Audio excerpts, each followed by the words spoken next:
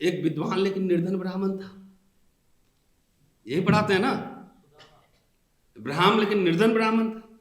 तो निर्धन ब्राह्मण जब जाएंगे मेदांता में, फोर्टिस में, तो क्या बोला कि आइए पंडित जी स्वागत है, आपका फ्री में इलाज होगा। ट्राइबल राष्ट्रपति है, लॉ मिनिस्टर दलित है, तो अब नॉट फाउंड सुटेबल काहे हो रहा है? क्योंकि इनको भी हिंदू राष्ट्र बनाने का कीटाणु काटा था, हिंदू राष्ट्र बनाने का कीटाणु काटा था। ये हिंदू राष्ट्र नहीं है, ये ब्राह्मणों का भी राष्ट्र नहीं होगा। सुन लीजिए, सब ब्राह्मण राजपुरोहित नहीं बनेगा, ये होगा अडानी का राज, जहां के 15,000 रुपये पंडित जी आपको भी काम करना पड़ेगा। दिल्ली सुलभ इंटरनेशनल में जाइए, 5 रुपया के पर्ची काटते हुए ब्राह्मण आपको मिलेंगे। आइए पंडित जी, आपका भी हिंदू राष्ट्र में स्वागत है, आइए प्लीज प्लीज। आज मैं दलित इसमें SC ST OBC पे नहीं बोलना चाहता था, आज मैं सोच रहा था कि ब्राह्मण विशेष बोलूं। 28 साल नौकरी होगा हाईली पेड सैलरी में, ना बैंक में पैसा है, ना जमीन है, ना घर है, इन्हीं सब कामों में चला गया। जेल किस काम में जा रहे हो ये इंपॉर्टेंट है ना, चोरी में जा रहे हो, पॉकेटमारी में जा रहे हो, कि सोशल मूवमेंट में जा रहे हो, आज़ादी, दूसरी आज़ादी की लड़ाई के लिए जा रहे हो, दोनों में अंतर है।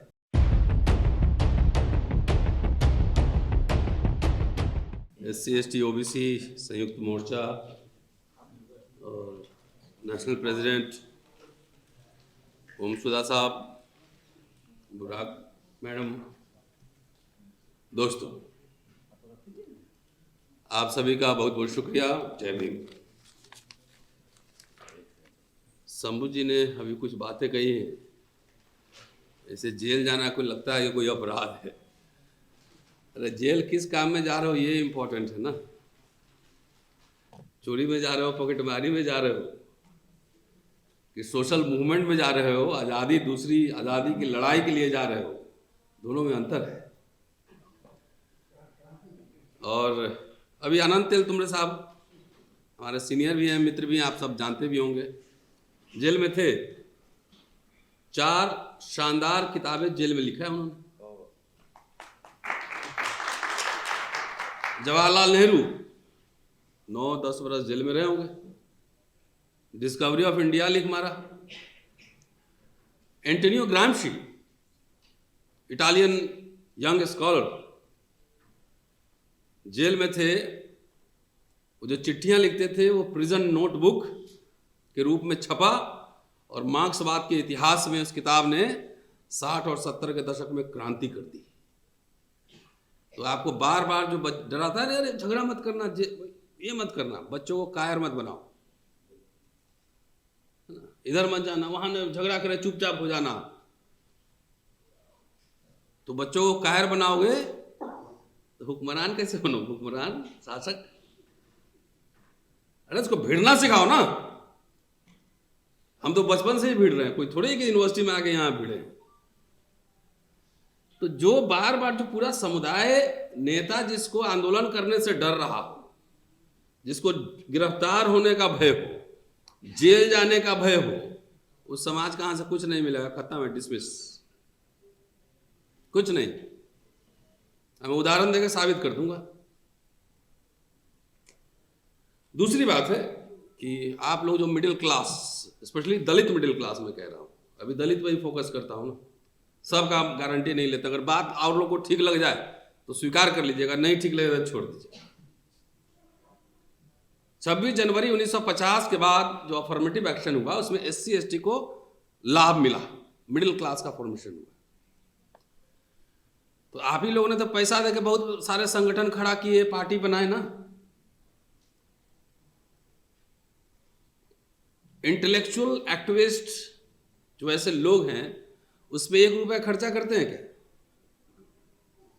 जो जेल जा रहा है, गिरफ्तार हो रहा है, उसका फाइनेंशियल सिक्योरिटी आप नहीं ले सकते, लेंगे भी नहीं, क्योंकि आप लोग को आदत पड़ गई है कि गुदगुदी वाला भाषण देंगे ना, एकदम जिससे लगे एकदम रात में मौलाना साहब की हवेली हमारी हो गई, सारे मठ हमारे हो गए, सारे ब्राह्मण विदेश चले गए, सब कुछ हो गया और हम लोग राजपाट कर रहे हैं, पूरा पार्लियामेंट पे कब्जा हो गया है।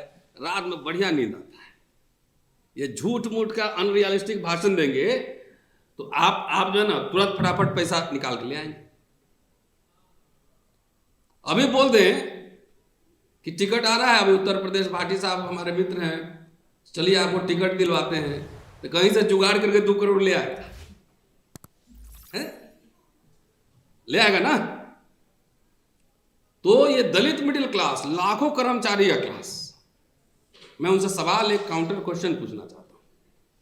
शादी ब्याह करते हैं, पंडित जी को बुलाते हैं, नमस्ते भी करते हैं और पैसा भी देते हैं, भंते बुलाते हैं, नमस्ते भी करते हैं, पैसा भी देते हैं, और इंटेलेक्चुअल आपको फ्री का चाहिए, जो 30 साल 35 साल पढ़ाई करके जो आपकी लड़ाई लड़ रहा है वो आपको फ्री का चाहिए, पत्रकार फ्री का चाहिए, उसके प्रति आपकी कोई जिम्मेदारी नहीं।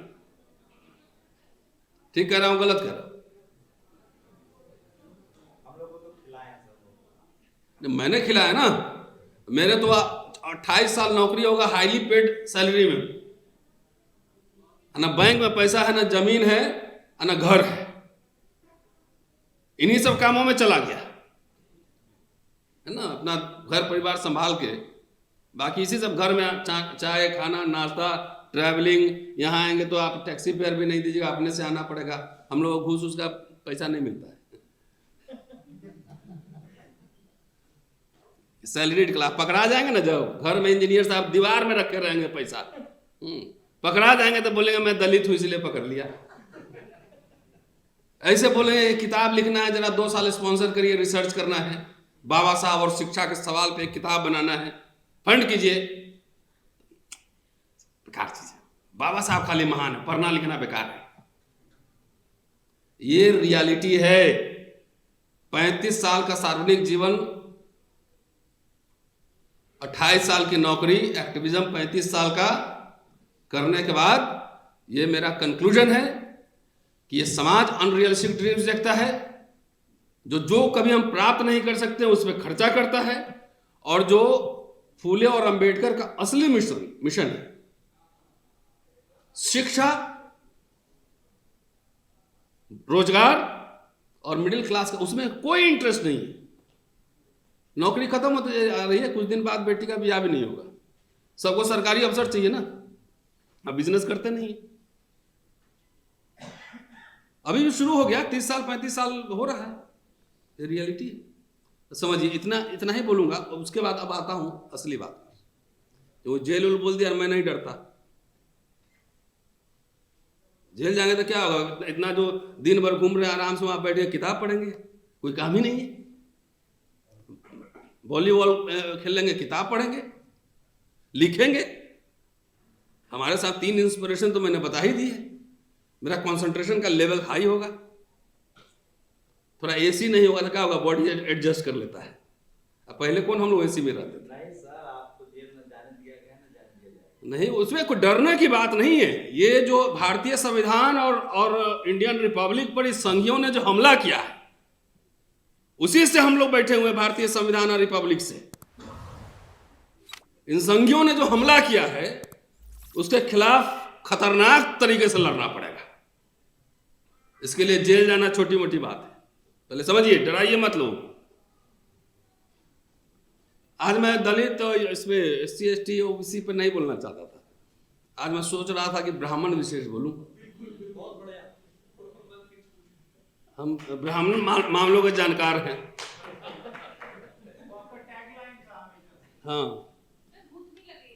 हाँ, तो हम आज बाबा में बोलेंगे, बाबा पाए लागू।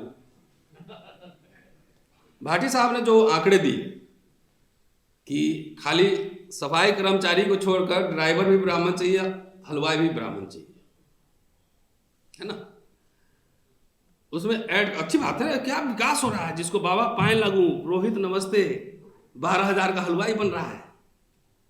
सोचिए जरा, लोग पहले इज्जत भी करते थे ना, ये हाल क्यों हुआ, उसी पे आ रहा हूं।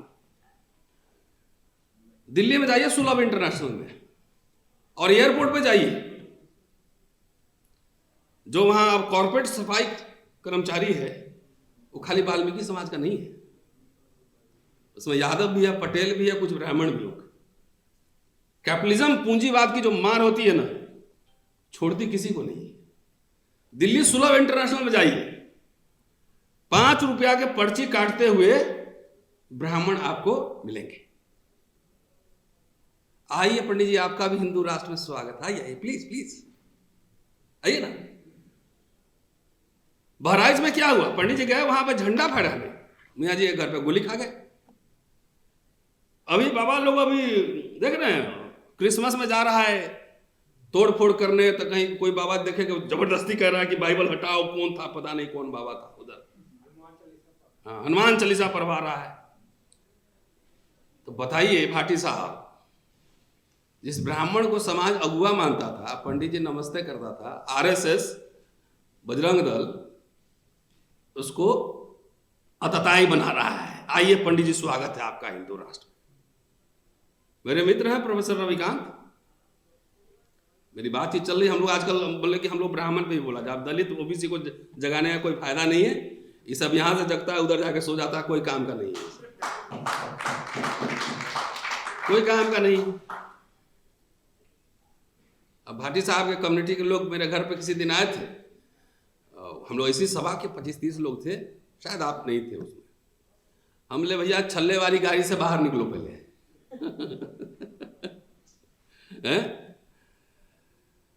तो बाबा का हाल भी बहुत बुरा होने वाला। आप लोग को लग रहा है ना कि बाबा राज कर रहे हैं, सब लोग राज पुरोहित नहीं बनेंगे।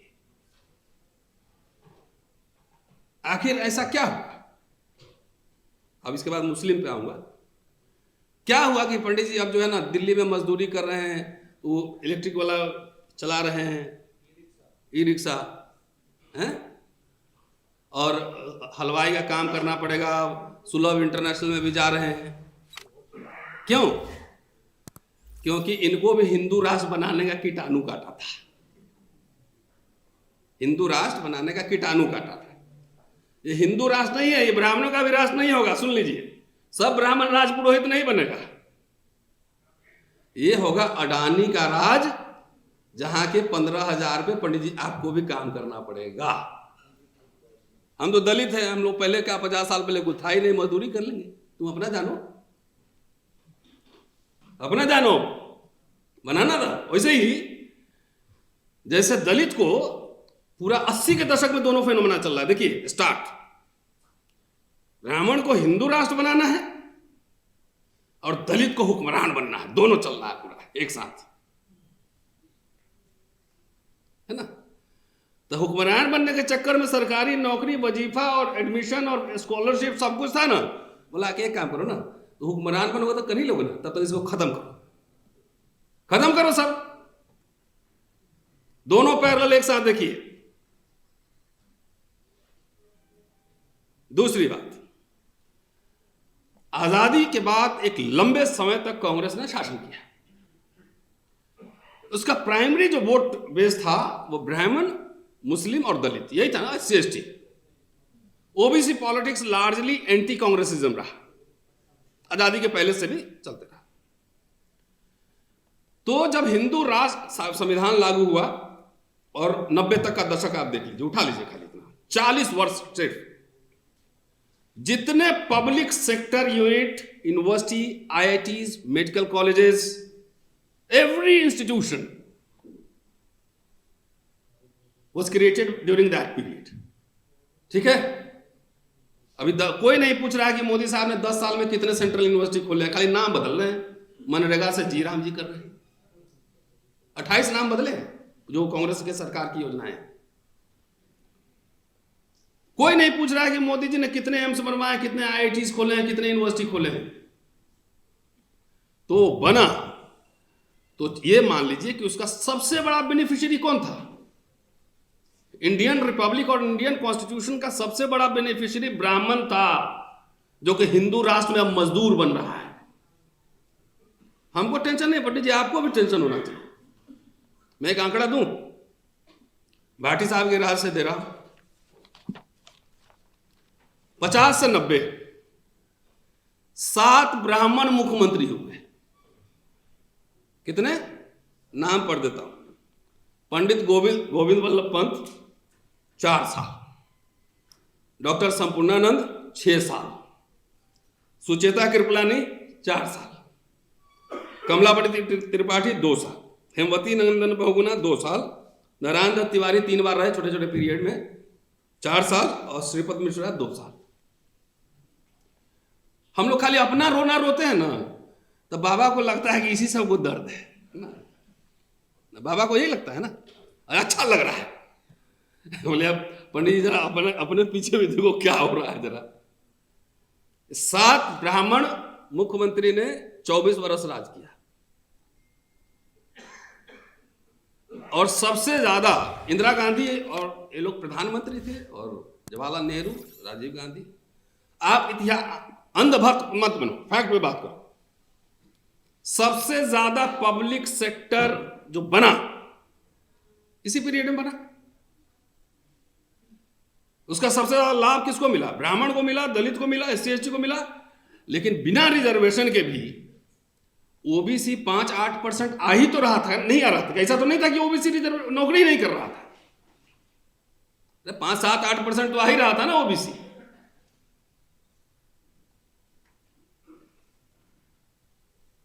आ रहा था। अब तो ओबीसी प्रधानमंत्री है, ट्राइबल राष्ट्रपति है, लॉ मिनिस्टर दलित है, तब नॉट फाउंड सुटेबल काहे हो रहा है? नौकरियां कम क्यों हो रही है? क्लास 3-4 कॉन्ट्रैक्चुअल क्यों हो गया? आइडेंटिटी भाई 90 के बाद तो बहुत सारे दलित बैकवर्ड लीडर्स पैदा हुए ना, सोशल जस्टिस का जमाना आया, तो फिर कॉन्ट्रैक्चुअल प्राइवेटाइजेशन क्यों आ गया? ब्राह्मण जब साथ था उस समय तो पब्लिक सेक्टर बन रहा था, जिसका सबसे ज्यादा लाभ ब्राह्मण समाज को मिला। कहीं चले जाते ऑफिस में, Tripathi ji, Mishra ji, Thakur ji, vice chancellor, all vice chancellors, all professors, all bureaucrats, जजेस। मोदी जी आए तो लैटरल एंट्री लाए। जरा उनका सोशल प्रोफाइल चेक कीजिए तो उसमें कितने ब्राह्मण आए हैं। ये आंकड़े देना इसलिए जरूरी है कि वो आपने अभी राहुल इंदौरी साहब का कह ही दिया ना, कहते हैं ना हाथ में मिसाल लेकर कोयले के खदान में रोशनी नहीं करते हैं। तो आप हाथ में जो मशाल लेकर जो रोशनी करने जा रहे हो, कोयले के खान में आग ही लगेगी जिसमें आप भी भस्म होंगे। Secular, democratic, socialist, modern, Cambridge educated prime minister Pandit Jawaharlal Nehru. तो रविकांत वाले बात छूट गया, रविकांत उसी से जोड़ देता हूं। रविकांत ने कहा, उसको मैं कोट करता हूं, कि ब्राह्मण के हाथ में, ब्राह्मण का प्रतीक जब तक सरस्वती रही तब तक ब्राह्मण विद्वान बन रहा था। नेहरू ने सरस्वती को प्रतीक माना ना, प्रतीक माना सिंपल। तो प्रतीक मान के वो साइंटिफिक इंस्टीट्यूशंस खोल रहे थे, IIT, मेडिकल कॉलेज, सिंदरी, तो कहां कहां पूरा बांध बना रहे हैं, ये कर रहे हैं। और RSS ने परशुराम पकड़ा दिया, फरसा वाला। तो जाके जो भी पंडित जी लोग सुनेंगे, जरा अपने बच्चों पे नजर रखें कि कहीं आपका बेटा दंगाई तो नहीं बन रहा है। तो एक सेकुलर डेमोक्रेट जवाहरलाल नेहरू ने साइंटिफिक इंस्टीट्यूशन, पब्लिक सेक्टर खड़ा किया, और एक राइटिस्ट प्रो कॉर्पोरेट ब्राह्मण प्राइम मिनिस्टर अटल बिहारी वाजपेयी ने छीन लिया डिसइन्वेस्टमेंट मंत्रालय। तो सरकारी कंपनी बिकी तो खाली दलित का नौकरी गया कि आपका भी गया पंडित जी। पेंशन छीना तो चूंकि सबसे ज्यादा पेंशन में ब्राह्मण थे, उसके लाभार्थी तो नौकरी, सरकारी नौकरी में ब्राह्मण थे, तो उसके लाभार्थी तो जो है पेंशन को वही ना होंगे ज्यादा। तो पेंशन छीना तो खाली हमारे ही छीना, आपका भी छीना ना। ये देखिए, इसीलिए मैंने कहा कि आप लोग को नहीं समझाऊंगा। आप लोग समझते ही खाली बढ़िया बढ़िया भाषण गुदगुदी वाला सुनते हुए अच्छा लगता है। 10 पंडित जी भी हमारी बात सुन लेंगे तो एक गांव को मोबिलाइज कर देंगे कि आदमी ठीक कर रहा है। ठीक है ना। सरकारी संस्थान बर्बाद हुआ तो उसके भुक्तभोगी खाली हम थोड़ी, आप भी हैं। जिला स्कूल सबसे एलीट स्कूल हुआ करता था, उसमें एसपी साहब के बेटा भी पढ़ते थे, डीएम साहब के भी बेटा पढ़ते थे हैं। वो बर्बाद हुआ तो आपको भी प्राइवेट में जाना पड़ेगा ना। प्राइवेट अस्पताल में आपको भी जाना। सारे सारे ब्राह्मण तो करोड़पति नहीं होंगे ना। और इसे भी हमारे यहाँ एक विद्वान लेकिन निर्धन ब्राह्मण था, यही पढ़ाते हैं ना, ब्राह्मण लेकिन निर्धन ब्राह्मण था। तो निर्धन ब्राह्मण जब जाएंगे मेदांता में, फोर्टिस में, तो क्या बोला कि आइए पंडित जी स्वागत है, आपका फ्री में इलाज होगा। तो मेरी राय यह है ना कि खाली अपना रोना मत रो, दूसरों का भी दिखाओ। दूसरी बात है कि हम लोग किसी को थैंक यू नहीं बोलते हैं, पता नहीं क्यों। अरे इंदिरा गांधी तो दूर है, अभी इंदिरा गांधी नहीं होती तो तुम्हारे नेतवा सब भी नहीं होता, क्योंकि बाबू लोग ही पढ़ के चंदा दिया उसको संगठन बनाने के लिए, समझे। जमींदारी नहीं थी, अब बैंकर नहीं था, तेरे मामा बैंकर नहीं थे, दलितों की जमींदारी नहीं थी। भाटी साहब का जरूर हो सकता है 100 एकड़ हो, इनसे पूछिए ना कितना एकड़ है। उत्तर प्रदेश देश नहीं है, उससे बड़ा देश है। 2 एग्जाम्पल दे रहा हूं। इस बाबू लोग कहा ना जिसी से बनाए थे, सामाजिक संगठन और विश्वविद्यालय खड़े हुए जिस दिन इस भारत सरकार को शिकस्त हमने दी। 2 अप्रैल 2018 और 5 मार्च 2019 रोस्टर का आंदोलन 5 मार्च और 2 अप्रैल 18 SC/ST एक्ट के खिलाफ सरकार बैकफुट पे गया कि नहीं गया? हारा ना। ये बाबू लोग जितना चंदा दिया है अरबों खरबों रुपए, उनसे पूछो तो कौन सा नेशनल पॉलिसी बनवाया है, उन्हीं का नौकरी खत्म हो रहा है।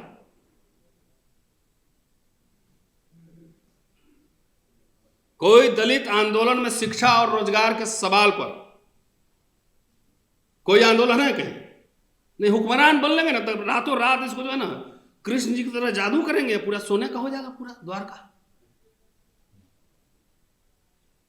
राधा के 9 मन तेल हो ना राधा। दलित को बाबा साहब की जिंदगी लग गई कहने में कि साबित करने में। जाके आप the grievances of scheduled caste पढ़िए 1942, उनकी जिंदगी लग गई साबित करने के we are minority in national life, कि हम अल्पसंख्यक हैं। और चूंकि सिख मुस्लिम ईसाई अल्पसंख्यक है, उनको मान लिया गया है 1934 के संकल्प के हिसाब से, तो हमें भी अल्पसंख्यक का दर्जा दिया जाए ताकि हमको भी नौकरियों और शिक्षा में आरक्षण मिले। तुम लोग को नशा चढ़ा हुआ था कि हम 85 हैं 90 हैं। अर्जुन सिंह को शुक्रिया बोले हो कभी? थैंक यू बोले हैं? Thank you mister Arjun Singh, आपने हमारे लिए शिक्षा के द्वार खोले। कभी जगजीवन राम को थैंक यू बोले? जितना पैंट शर्ट पहन के यहाँ पे जो नौकरी करने वाला होगा, जो 90 के पहले आया होगा, सब उसी वक्त का नौकरी लगा हुआ है। 89 में राजीव गांधी ने स्पेशल रिक्रूटमेंट ड्राइव चलाया था, तो कांग्रेस पार्टी के लोग भी नहीं बोलते। और तो मैं कांग्रेस में हूं लेकिन मुझे बोलने का फ्रीडम है, वो भी नहीं बोलते कि हमने क्या क्या किया। खाली उनको यही बात कहना था कि 40 साल हमने जो किया मोदी जी वही बेच रहे हैं, उसी को बर्बाद कर रहे हैं। और डेटा निकाल लेते, जैसे ब्राह्मण मुख्यमंत्रियों का डेटा हमने निकाल लिया।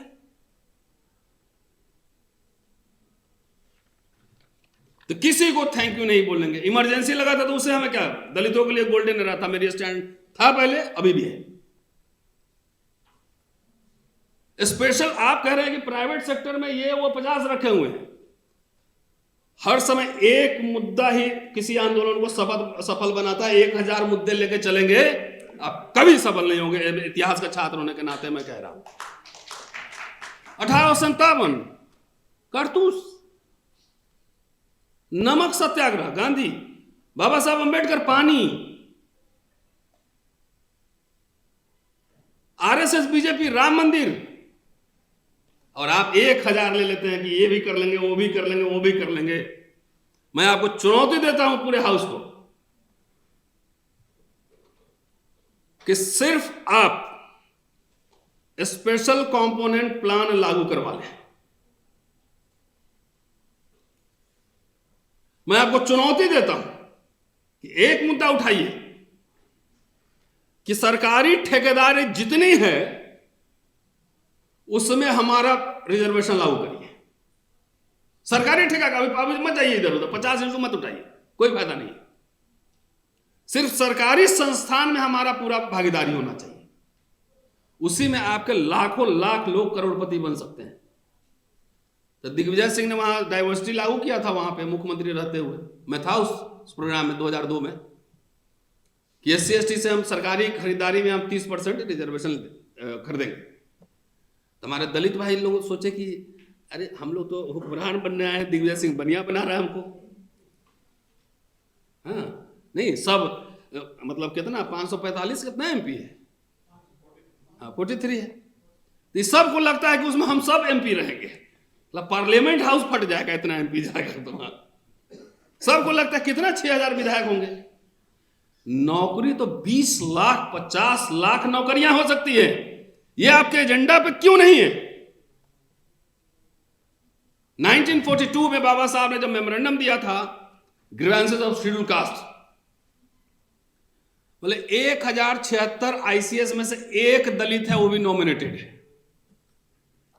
1171 CPWD के ठेकेदार में एक सिर्फ दलित है। ये कोई नेता आपको बताएगा नहीं, सही बात। और उसके लिए क्या रेमेडी दे रहे हैं, क्या रिकमेंड कर रहे हैं? 40 पेज का दस्तावेज, गोपनीय दस्तावेज।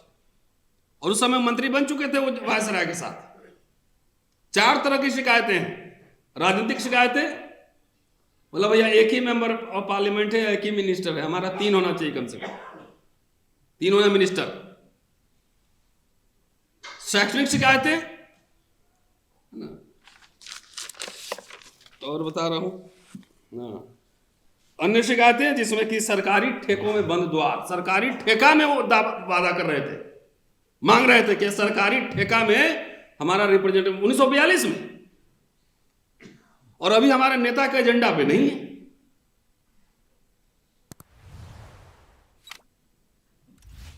जात के नाम पे वोट दे रहे हैं ना, तो बोलिए कि घोषणा पत्र में शामिल करिए।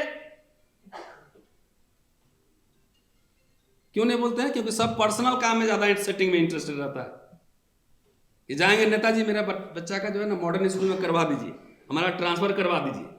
कलेक्टिव बार्गेनिंग क्यों नहीं हो रही?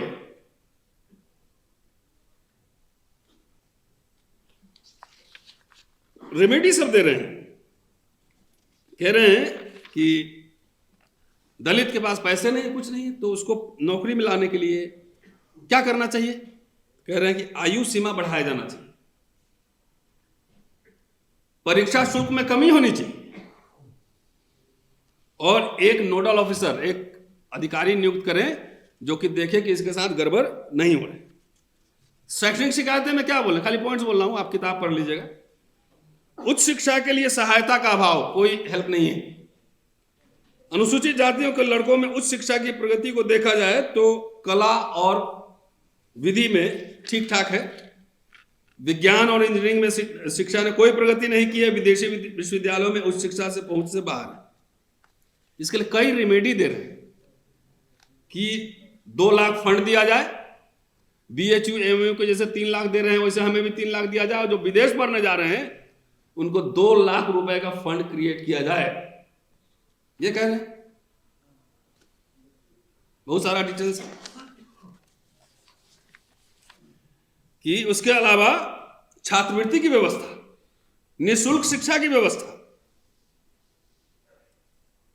माइनिंग स्कूल में कुछ सीटें रिजर्व करने की बात है, सरकारी प्रिंटिंग प्रेस में जो ट्रेनी है उसको लगाइए, रेलवे वर्कशॉप में लगाइए ट्रेनीज, जहां फिटर बढ़ई कई टेक्नीशियन लगाए जाते हैं।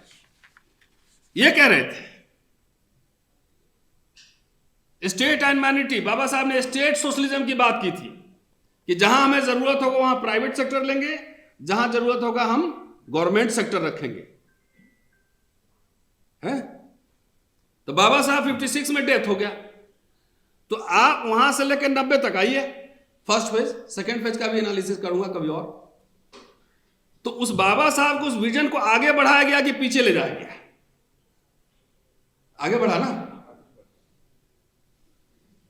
1983 का बाबू जगजीवन राम का भाषण पढ़िए, मद्रास में बाबा साहब अम्बेडकर की जयंती पर गए थे। उन्होंने कहा कि उन्होंने जो खाका, जो बाबा साहब ने खाका बनाया था, उसमें अभी मांस और रक्त डालना था। क्या डालना था? जो उस समय तो कितने पढ़े लिखे लोग होंगे SC ST में। 1942-43 में तो कह रहे हैं पूरे बॉम्बे प्रोविंस में 400-500 ग्रेजुएट थे। काउंट नंबर पे इतने हो गए ना। बाबू जगजीवन राम भाषण में कह रहे हैं कि बाबा साहब ने कंकाल जो बनाया था उसमें मांस और रक्त अभी डालना बाकी था, हमने वो काम किया। 1957 में रेलवे में प्रमोशन में रिजर्वेशन बाबू जगजीवन राम ने लागू कर दिया था, ये हम नहीं पता होगा। मद्रास हाई कोर्ट में केस हुआ, जगजीवन राम हार गए, फिर आए यहां पर सुप्रीम कोर्ट, वहां पे जीते। उसके बाद उसी भाषण में कह रहे कि बाकी सारे डिपार्टमेंट से मैंने कैबिनेट से पूछे बगैर भी मैंने अपॉइंटमेंट्स किए धड़ल्ले से। जो लोग पुराने लोग होंगे 3-3 नौकरियां मिलती होंगी, वो पोस्ट ऑफिस में, एक रेलवे में, एक पुलिस में, कौन सा करूं उसमें चॉइस करना होता था। ये सब कुछ नहीं हुआ। नहीं, भारतीय रिपब्लिक में, गणराज्य में और संविधान से कुछ नहीं हुआ। RSS की भाषा अगर जो दलित बोल रहा है और जो दलित ये कह रहा है कि 70 साल में कुछ नहीं हुआ, वो समझ लेना RSS के पेरोल पे है। जो ये भी बोले कि बीजेपी कांग्रेस एक है, वो भी RSS से फंडेड है। बाबा साहब ने कैटेगरिकली 1952 के मैनिफेस्टो में यह कहा था कि RSS और हिंदू महासभा जैसे प्रतिक्रियावादी संगठनों के साथ हमारा कोई समझौता नहीं होगा। तो फिर हमारे दलित नेता सब RSS बीजेपी से समझौता क्यों करते हैं बाबा साहब का नाम लेकर? ये एहसान फरामोश समाज बैठा हुआ है। जिन जिन लोगों ने आपके लिए कुछ किया उसको कभी थैंक यू भी नहीं बोला। चाहे VP सिंह हो, अर्जुन सिंह हो, इंदिरा गांधी हो, जगजीवन राम हो, तो दलित नेता सब तो फैला दिया कि इंदिरा गांधी भी मनुवादी है, नेहरू भी मनुवादी है ना, और जगजीवन राम भी चमचे हो गए, सारे ये सब का चमचे हो गए, सब कुछ हो गए। ये चमचों के पैसे से यहां लाइट लगा हुआ है।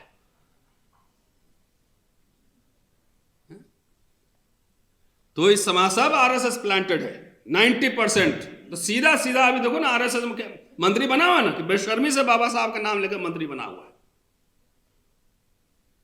और आप लोग जात के नाम पे उसी सब के पीछे चलते हैं, कहते हैं कि हमको भागीदारी चाहिए। अरे इससे बढ़िया हमको ब्राह्मण मुख्यमंत्री दे दो यार, कम से कम स्कूल कॉलेज यूनिवर्सिटी तो खोलेगा। ऐसा दलित को लेके क्या करेंगे? रामनाथ कोविंद तो थे ही प्रेसिडेंट, उससे बढ़िया एक सेकुलर ब्राह्मण ले लेंगे, ज्यादा बढ़िया है। वो सामने दोनों पैरेलल मैंने रख दिया आपके सामने। दलित तो है ना, दलित पिछड़े नेता की कमी है। जहां मारो, जहां ठेला मारो तो 4-5 दलित पिछड़ा नेता को लग जाएगा कट। उससे बढ़िया ब्राह्मण रहे तो ठीक है ना, विश्वविद्यालय खोले, हमें कंपोनेंट प्लान दे, SC ST OBC का हजारों बच्चों को विदेश पढ़ने के लिए भेजे। तो आपको भी आपके जात का नेता लोगों ने गुलाम समझ लिया। ये सब गुलाम है, फ्री का वोटर है सब। तो जो सवाल समाज नहीं उठाएगा तो कहां से मिलेगा? सब कुछ नहीं मिलेगा। सवाल हम लोग 2 बार उठाए थे, एग्जाम्पल दे दिए। किसानों ने सवाल उठाए, सरकार हिला दिया। ठीक कह रहा हूं साहब, ज्यादा हो गया आज के लिए। बच्चों को कायर नहीं बनाना है और बिजनेसमैन भी बनाना है, इंटेलेक्चुअल भी तैयार करना है। सब लोग जाके, अब एक जनरेशन आप लोग नौकरी करके देख लिए ना, रिजर्वेशन से नौकरी कर सकते हैं, लेकिन रीढ़ चौड़ा होकर नौकरी करेंगे तो मेरा हालत होगा। फिर कोई दलित में इतना हिम्मत नहीं होता ना कि सीना चौड़ा खड़ा करके अब नौकरी कर ले पूरे करियर में। मैं जानता हूं बहुत सारा IAS IPS DGP जी सब जानता हूं, किसी मंत्री की हिम्मत नहीं, क्योंकि हमारे पास इंडियन एक्सप्रेस में लिखने वाले लोग भी नहीं है, कम है। तो यूट्यूब वाला सब ये लोग है, इसको भी बिना सपोर्ट सिस्टम के लोग काम करता है। और आपको सब भागीदारी चाहिए, सब कुछ चाहिए फ्री ऑफ कॉस्ट। जितना ये सब है ना हुक्मरान बनने वाला, मिशन मूवमेंट चलाने वाला, अपना तो नौकरी बचा ही नहीं पाया है। क्या इन संगठनों ने, जो सरकारी बाबुओं के चंदे के पैसे से जो संगठन चल रहे हैं, क्या उन्होंने नौकरी बचाने के सवाल पर कोई राष्ट्रव्यापी आंदोलन किया क्या? कोई सड़क संसद मार्च किया क्या? कोई भारत बंद कॉल दिया क्या? खाली 3-4 दिन करके राष्ट्रीय अधिवेशन होता है और ब्राह्मण को विदेश भेज देना है, सब ये करना है। तो बाबा साहब तो नहीं बोले थे कि ब्राह्मण को विदेश भेजेंगे, तो इसका मतलब आप एंटी बाबा साहब काम कर रहे हो ना। थोड़ा सा बुद्धि विवेक का हम लोग को इस्तेमाल करना है। एंड आई थिंक हम तो माइनॉरिटी ही समझते हैं अपने आप को। जब यहाँ जात उपजातियों की भी सभाएं हो रही हूं, उपजाति का भी, कनौजिया है तो कनौजिया में भी 3 तरह का होगा। यहाँ चमार जाटव अलग अलग चल रहा है पूरा है? ये बैठा हुआ इधर उसमें भी हायरार्की बन रहा है, पूरा ब्राह्मणिकल ऑर्डर आ रहा है। जब जात उपजातियों के संगठन बन रहे हैं और वो आपस में मुठभेड़ करने के लिए तैयार है, आप संगठन बनाइए, मुझे दिक्कत नहीं है, लेकिन कम से कम साझा कार्यक्रम तो बनाइए। आपस में ही लड़ रहा है, उसमें से भी एक ऐसा आ जाएगा जाटव जैसा, इसको आरएसएस वाला देगा 10 लाख रुपया, लो तुम अपना बनाओ सभा। उस शंभू सिंह को भी 10 लाख दिया, तू अपना बनाओ। इधर ओम सुधाई बैठा हुआ है, इसको 2-4 करोड़ दे दिया, सब अपना अपना सभा बनाए घूम रहा।